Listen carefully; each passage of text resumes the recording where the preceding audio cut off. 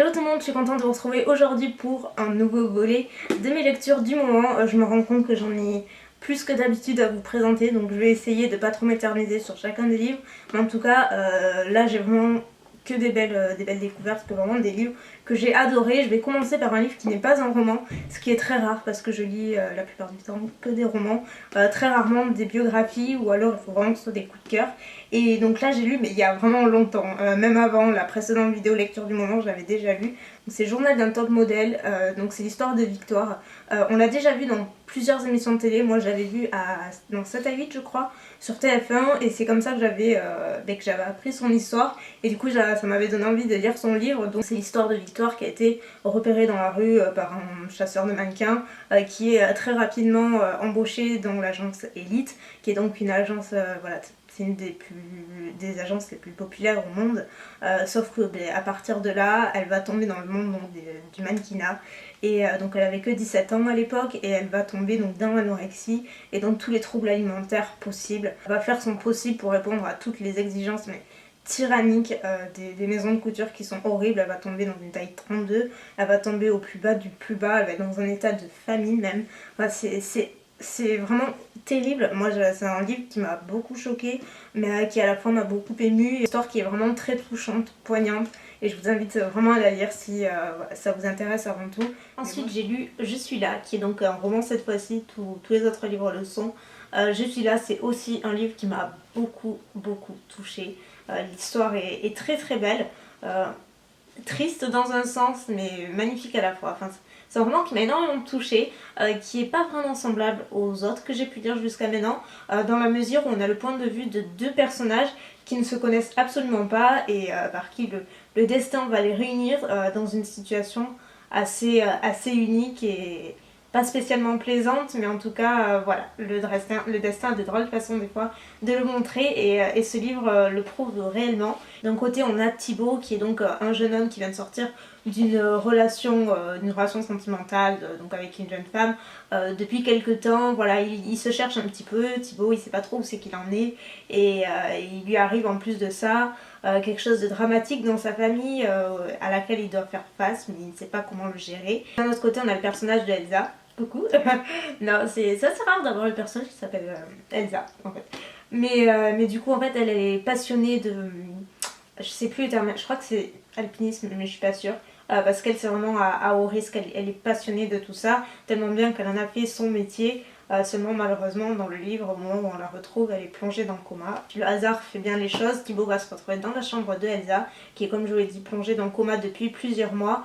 Et puis de fil en aiguille, il va retrouver un certain réconfort à se trouver dans cette chambre, dans sa compagnie, il va essayer d'en savoir plus sur elle, sans vraiment la connaître et ils vont nouer une certaine relation sans se connaître tous les deux. Et vous allez me dire mais comment on suit Elsa si elle est dans le coma? En fait on la suit inconsciemment, c'est-à-dire que son corps ne répond pas mais intellectuellement parlant elle est toujours présente. Donc c'est très dur, hein.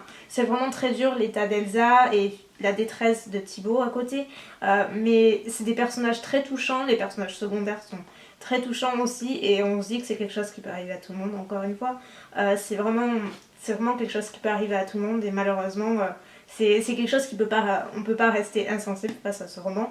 Moi j'ai trouvé magnifique, mais vraiment sublime du début à la fin. J'ai lu le livre Paranoia bien entendu de Mélissa. D'ailleurs je te fais un gros bisou si tu regardes cette vidéo.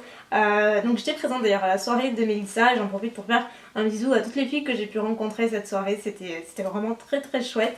Je sais qu'il y en a pas mal qui regardent cette vidéo là, donc voilà, je fais un bisou. L'histoire est bien ficelée, j'adore la relation entre Halloween et Judy, notamment Judy qu'on découvre en fait vraiment au fur et à mesure des pages, surtout à travers son point de vue à elle. On la découvre au fur et à mesure du livre beaucoup plus sûre d'elle, beaucoup plus confiante, que ce soit vis-à-vis de ses sentiments, de sa façon d'agir. Elle mûrit au fur et à mesure des pages et je la trouve vachement intéressante en fait, au fur et à mesure que les chapitres passent. Comme je le dis, moi j'ai un coup de cœur pour Halloween que je trouve très attachant. Et je me rends compte que je suis tellement prise dans le roman que je vous ai même pas fait de résumé. Mais globalement, en fait, c'est assez compliqué, Paranoia. En fait, il se passe beaucoup de choses. Mais globalement, c'est l'histoire de Judy qui se retrouve donc dans un institut psychiatrique qui est suivi par Lisa, donc qui est psychiatre. Judy, c'est une jeune femme d'une vingtaine d'années qui a 20 ans, voilà, et qui est enceinte. Elle est enceinte de 5-6 mois, je crois, quelque chose comme ça. Et elle est internée pour paranoïa et hallucination. En gros, tout le corps médical ne sait vraiment pas quoi faire et toi est absolument désarmé. C'est pour ça que Lisa, qui est psychiatre et vraiment spécialisée dans tout ça, va s'occuper personnellement de Judy. Et petit à petit, au fur et à mesure des entretiens, elle va vraiment réussir peu à peu à percer la coquille et à découvrir ce qui s'est réellement passé, sur ce pourquoi Judy est internée et en fait elle va comprendre que Judy n'est pas folle, qu'il se passe beaucoup de choses qu'on ne peut pas toujours contrôler. Donc voilà, un gros bravo à Mélissa et j'ai hâte de savoir la suite. Vraiment hâte et je vous en reparlerai, mais c'est pas pour tout de suite malheureusement.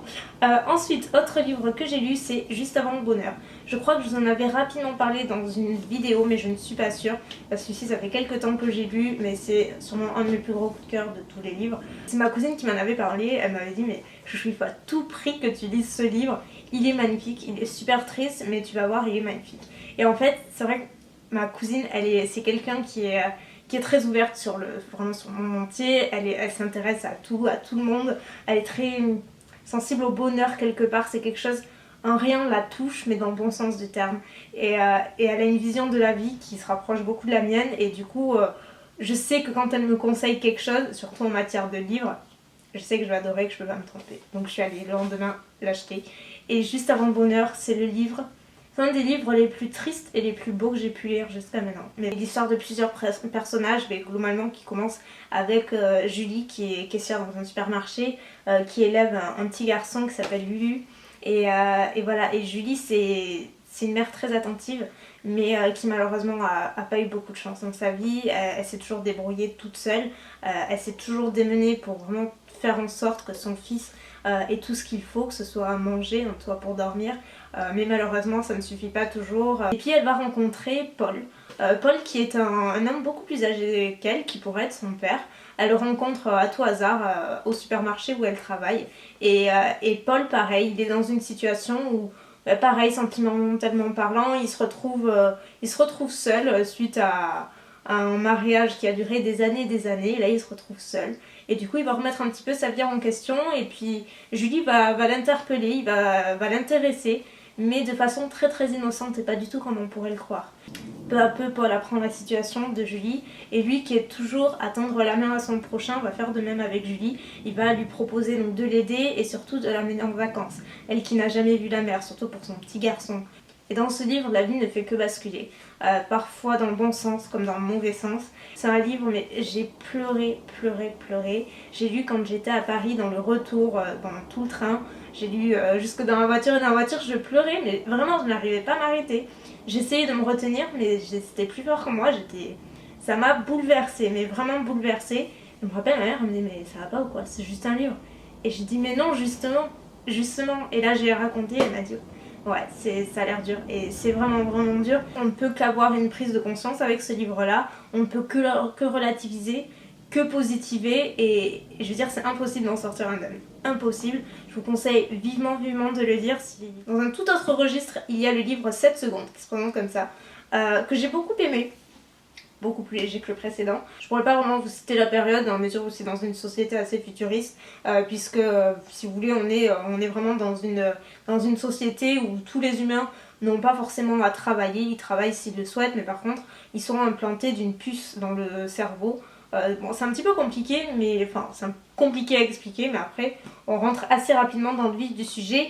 Et donc là le personnage principal c'est Mila, donc, qui est une jeune femme qui a voulu fuir la campagne entre guillemets, qui a traversé tout le continent qui est ravagé par la guerre civile, pour arriver dans les îles où justement tout le monde vit mieux, ou au moment où on va vouloir implanter donc la même puce qu'à tout le monde dans Mila, ils vont se rendre compte que Mila elle a déjà dans le cerveau une puce, quelque chose qui ressemble à une puce mais qui est en fait une bombe. Donc une bombe qui peut exploser à tout moment. Donc Mila ne le savait pas et forcément les choses vont complètement dégénérer parce que tout le monde va paniquer et donc Mila va devoir s'enfuir. Et donc là on la suit vraiment tout le long du livre dans son périple où elle essaie de survivre et où elle est constamment pourchassée et en même temps elle va garder un lien avec une tierce personne qui travaille au gouvernement parce qu'ils sont connectés, enfin c'est assez compliqué. Mais dans son malheur, elle va avoir, donc comme vous en doutez, 7 secondes d'avance sur les personnes qui la suivent, puisqu'ils sont eux aussi constamment connectés à elle grâce à la puce. Mais grâce à ces 7 secondes, elle a toujours une longueur d'avance sur eux et elle va doubler d'ingéniosité et elle va essayer de trouver qui lui a mis cette bombe, pourquoi, quand est-ce qu'elle va exploser, pourquoi elle. Voilà, tout plein d'énigmes qu'il y a dans ce livre et qu'elle va tenter de découvrir à elle toute seule. Il passe toujours plein de choses et concrètement on peut pas vraiment s'ennuyer. Moi j'ai beaucoup aimé, au début je me suis dit ça a l'air un petit peu compliqué mais en fait non, pas plus que ça, on arrive assez rapidement à rentrer dans le sujet. Et pour terminer, j'ai lu le tome 1 de Rune. C'est un livre que j'ai adoré, encore une fois, je crois que je me répète, mais vraiment j'adorais tous les livres, aussi différents soient-ils les uns des autres. La couverture je la trouve très très belle, déjà pour commencer. Ça me fait beaucoup penser à la série Shadowhunter que je regarde sur Netflix, c'est un petit peu le même principe de Rune quoi. Mais bref, c'est pas là pour parler de ça. Au niveau du résumé, en fait c'est assez simple entre guillemets. C'est l'histoire donc de Ren Cooper qui est une jeune femme de 17 ans qui vit avec sa mère. Qui, voilà, pareil, il se passe pas mal de choses dans sa vie actuellement. Elle traverse une période difficile parce que son père a notamment disparu en mer depuis quelque temps. Personne ne le retrouve, personne ne sait s'il est mort ou vivant, mais sa mère est sûre d'elle et elle y croit. Ren, quant à elle, est un petit peu perdue, mais elle essaie voilà, de mener une vie quotidiennement le plus normal possible. Elle a un petit ami, elle a des amis, voilà, une adolescente lambda. Puis un nouveau voisin va faire donc son arrivée juste à côté de chez elle. C'est pareil, un jeune homme de son âge mais qui va complètement ébranler son quotidien. Il va arriver pas mal de petites choses à Rennes et donc ce fameux voisin qui s'appelle Taurine va la sauver à maintes reprises. Globalement, au fil du conte, elle va être très attirée par lui. Et puis peu à peu, elle va voir en fait des marques apparaître sur certaines personnes, sur certains endroits, des marques, voilà, des marques qui apparaissent comme des runes donc. Et là, elle va se rendre compte que dans la vie, il y a des choses qu'on ne peut pas toujours expliquer, des choses magiques qui se passent et forcément, elle va l'associer à la venue de ses nouveaux voisins. Et puis voilà, il va se passer plein de choses, c'est hyper intéressant. J'ai adoré dès les premiers chapitres, moi c'est le genre d'histoire que j'aime bien et comme je vous le disais ça me faisait vraiment beaucoup penser à la série Shadowhunter que j'aime beaucoup, que je regarde et voilà c'est très sympa, tout ce qui est un petit peu mystique, magique, moi j'aime bien, je trouve ça assez sympa et voilà, et Rune vraiment c'est un bon premier roman, j'ai hâte de lire le tome 2. Sur ce je vais vous laisser parce que ma batterie va couper dans pas longtemps, donc moi je vous fais plein de bisous et je vous dis à très bientôt, bye.